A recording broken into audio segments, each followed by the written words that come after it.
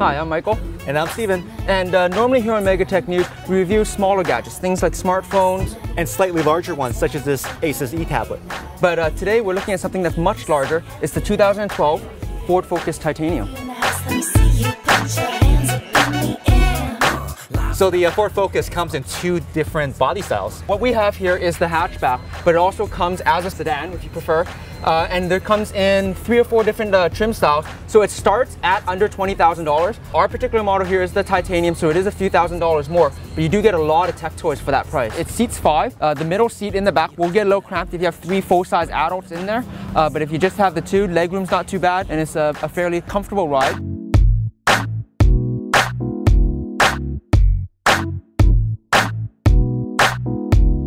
The overall styling of the Ford Focus is geared towards aerodynamics. The covers on the headlights are actually arced in a certain way to bring the air over the vehicle. This also reduces the noise. There's also the profiling of the side mirrors, and these two also reduce the air turbulence. And in this panel right here, there's a set of strakes that actually open up to push more air into the engine when you need a burst of performance. One of the other things that they've done to reduce road noise and also increase MPGs is the straking underneath the vehicle. And that's something that Ford has consciously done to reduce noise and, of course, further increase aerodynamics and efficiency. You can really tell that Ford is going after a youthful, sporty, fun appearance for the 2012 Ford Focus. It comes with extra wide, 235 wide, 18-inch tires. It has the fog lights in the front, nice sweeping lines along the side and the back, the contours of it. It really is designed for a more youthful appearance. So one thing that I kind of like is that the gas door really blends into the body style quite well. Like, you really don't notice that it's there because there is no handle or anything like that. It's just push to open, which is kind of good and bad. If you're in the kind of neighborhood where you're scared about people stealing your gas, that's not such a good thing, because the other thing is that there is no gas cap. It is a capless design. You just shove the gas pump straight into it to fill up your gas. So if it works, great. If it doesn't, you could be in for quite a bit of trouble. Okay, so when it comes to the trunk, it's deceptively small, really. It's the vertical height that you might have some issue with. The trunk floor is quite high because it accommodates the spare tire beneath it, and you can see the subwoofer here.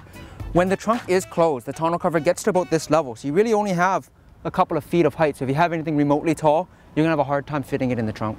The other issue is, for any of the golfers in the audience, fitting a golf bag horizontally in the trunk is going to be a challenge because it's actually not that wide. Again, because the wheel arches are towards the back, they hunch right into the trunk, and you have the subwoofer here.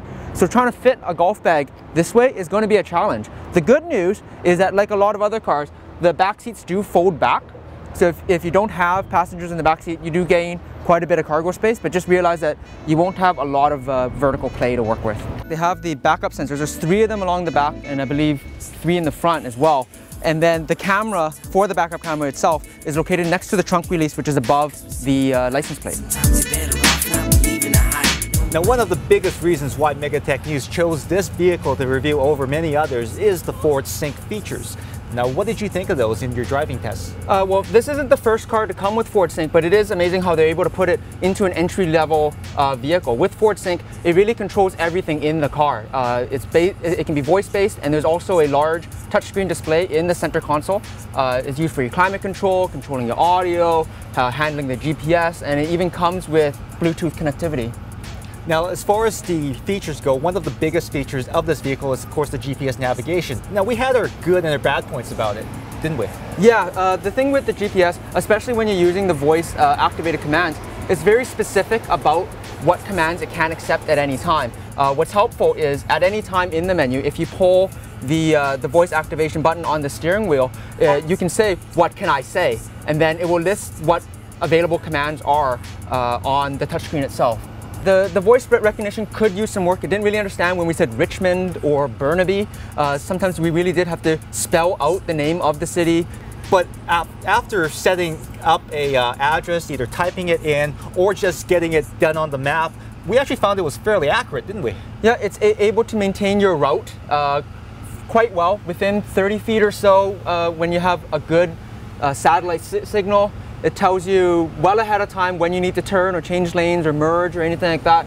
There are multiple views for the GPS as well. You can get the top-down view, it can get zoomed in a lot more to what your current route is, and also the list of directions.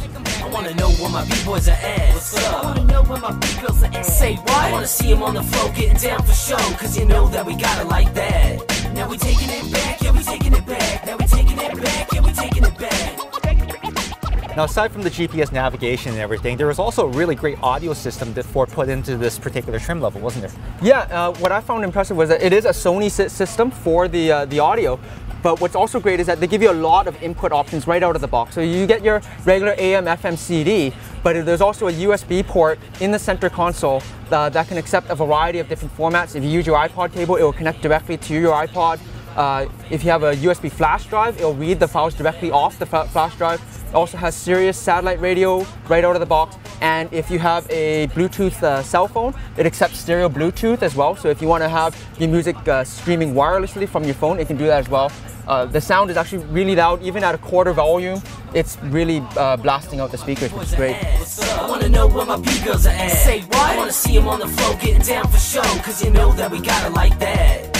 I also noticed too that there was a real subwoofer in the back of the vehicle. I believe it was an 8-inch unit. And in vehicles with no subwoofer, you can't get that full sound. And of course, you're cranking up your speakers and blowing them out. In this vehicle, like you were saying there, it really did have a very clean and mellow sound that we really enjoyed listening to. Yeah, absolutely. There's a really good punch to the audio that you would normally need to go through an aftermarket system, and if you go through the aftermarket system, you might lose some of the OEM interface stuff like controls to the steering wheel. So it's great that it's out of the box, great audio, no complaints in that regard.